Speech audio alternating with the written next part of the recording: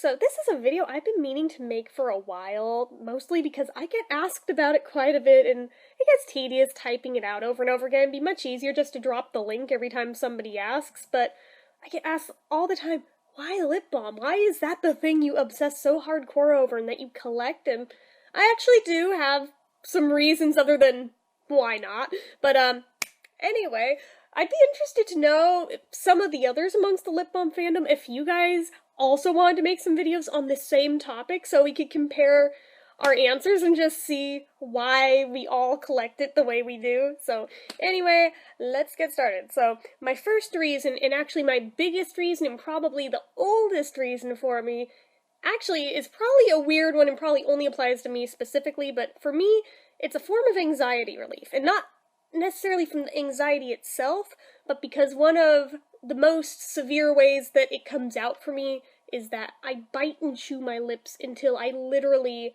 will bite the skin literally off. Like, to the point where my entire lower lip has been nothing but a bloody pulp before, and most of my upper lip too. I actually have scar tissue on the inner part right here that you can't really see because it's on the inside side from doing this so badly before, and a bunch of them on the inside of my lower lip.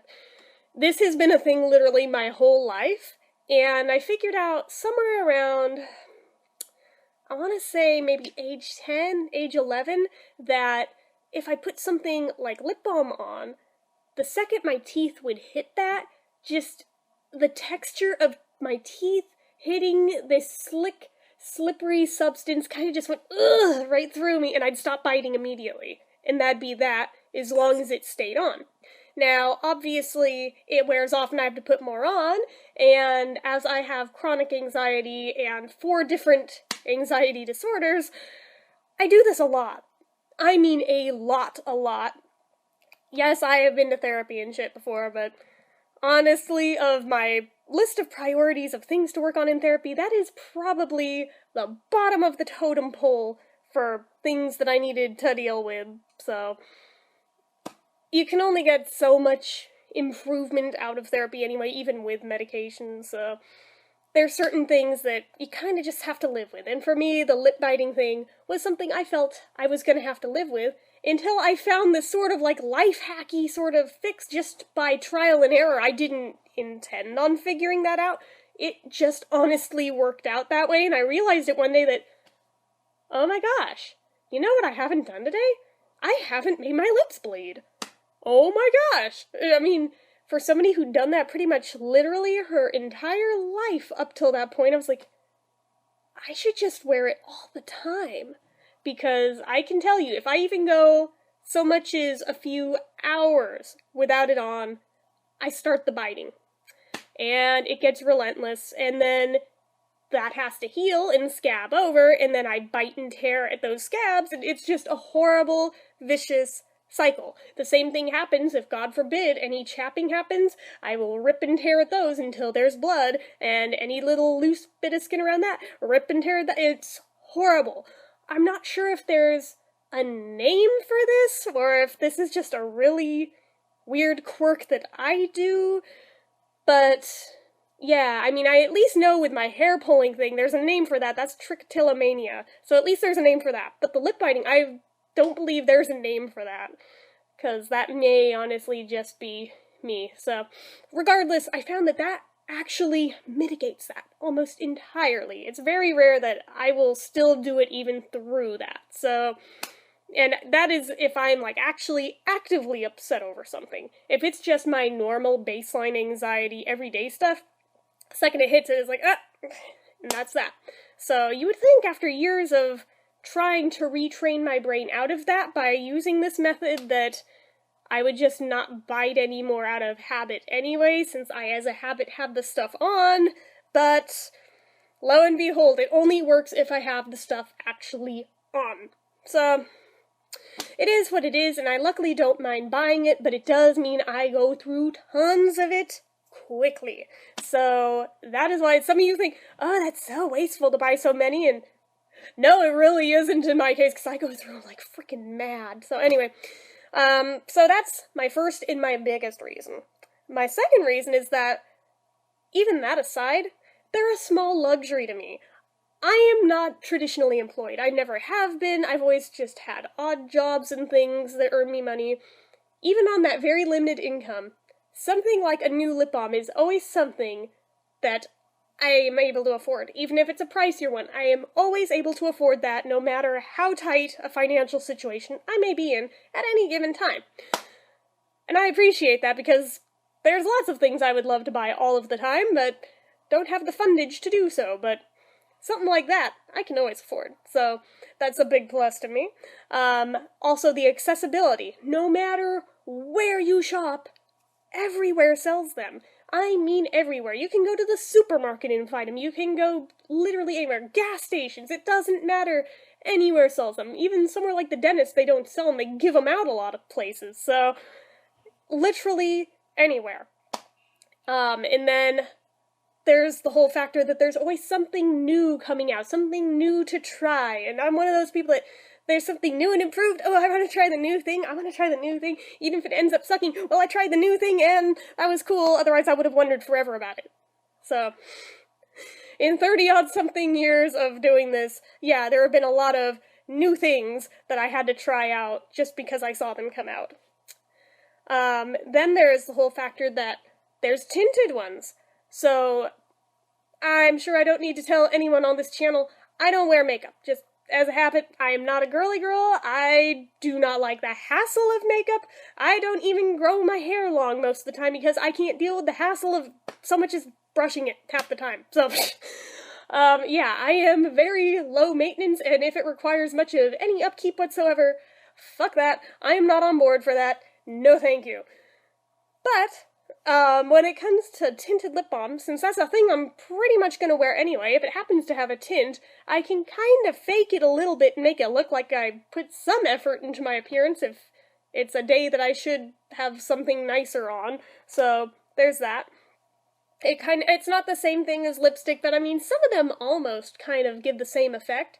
I personally don't really like the feel of lipstick. It bothers me. It's too drying. I've tried that whole thing of layering it with lip balm and I don't like it, so I typically don't wear it. It is extremely rare that you will see me wear actual lipstick or actual makeup, period.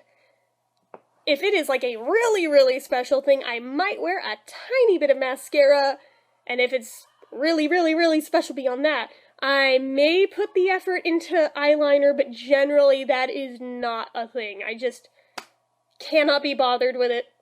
But lip balm is always a thing that I am okay with putting the effort into, even if nobody knows that I have it on but me, but when it comes to the tinted ones, it actually looks like, hey, you actually attempted to put some work into your appearance today. Good job.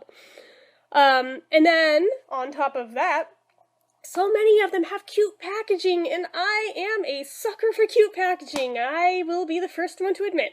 That is why I went so apeshit over EOS, because I was like, they look like little Easter eggs, I need to have all of them. And then I found out that Revo had the very similar packaging, and oh my god, I need all of those too, they're totally like little Easter eggs.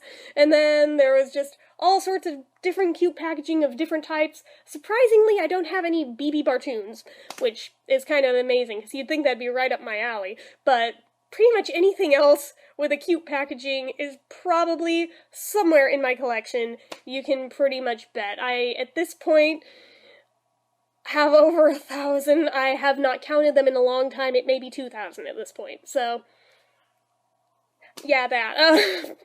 Don't judge me. It's my money to do as I wish with.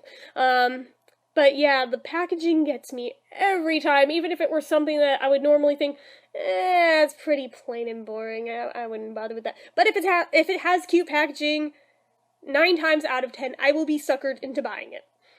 So there's that. Sometimes I literally buy them just so I can put them on a shelf to display them. Like the Lip Smacker Zoom Zooms. I honestly had no intentions of even using that set. I just wanted them to display on a shelf, and I have them on the shelf over there.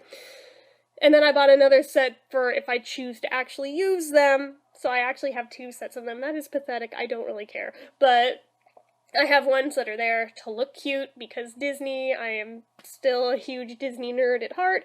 And then, should I decide to review them, I guess I have the ones new in the packaging if I don't feel like using the ones I have out on display.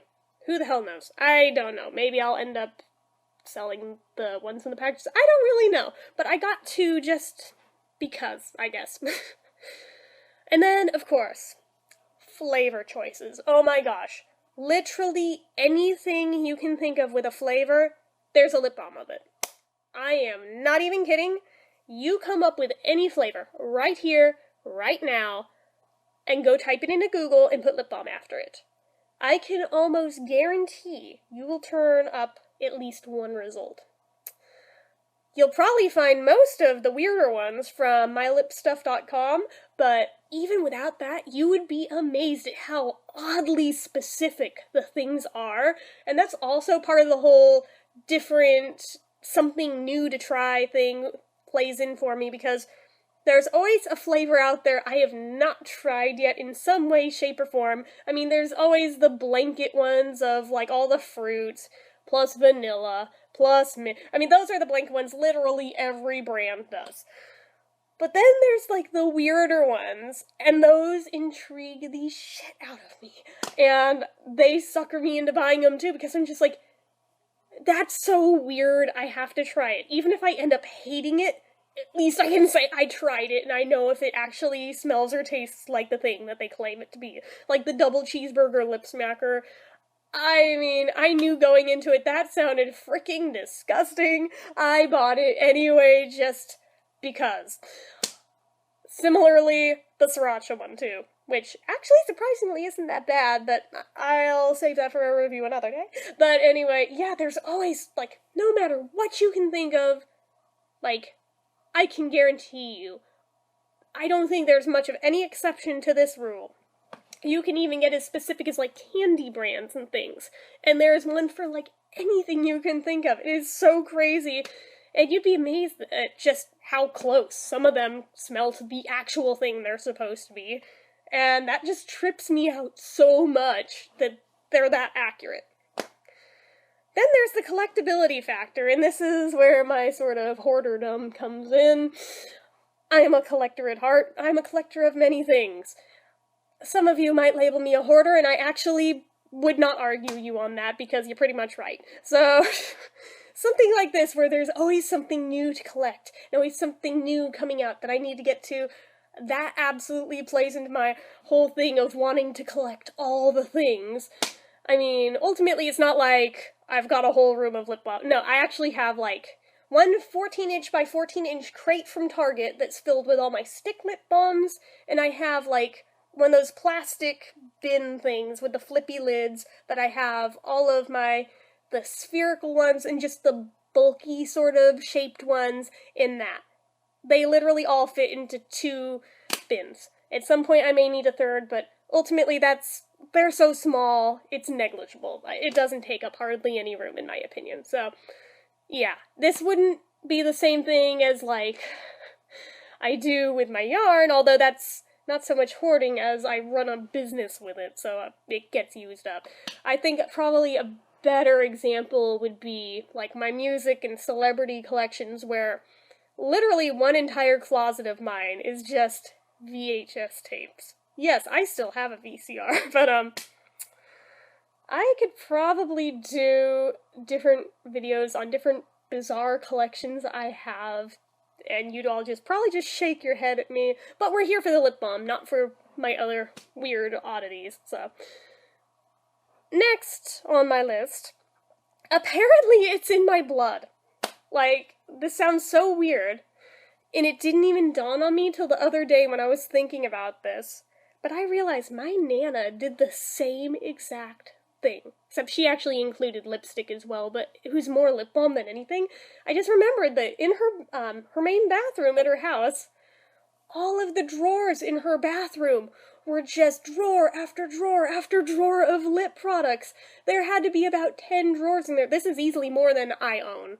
And I don't think she ever threw any of them out, even when they were empty. She had, like, ancient lipstick cases from, like, the 60s that I thought were just gorgeous. There wasn't anything left in them, but she kept them because they were pretty.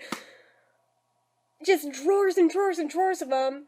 And then had an entire long medicine cabinet that ran the whole length of this long mirror that ran down one wall, also filled with nothing but lip products. I just realized, oh my god, this is why it seems so normal to me to collect them in such large amounts, because she did the same thing. And I almost kind of have to wonder, did she do it for the same reason that I do it? Because I know she also suffered from anxiety. I just don't know if she was a lip biter too or not. She had much thinner lips than I do, so hard to really tell, even looking at photos, if that was a thing for her. But yeah, just realizing that, I really shouldn't be surprised given that she was like that with them. And furthermore, actually my mom kind of was too, but not so much with lip products. She was with nail polishes. She never threw away a nail polish bottle, ever.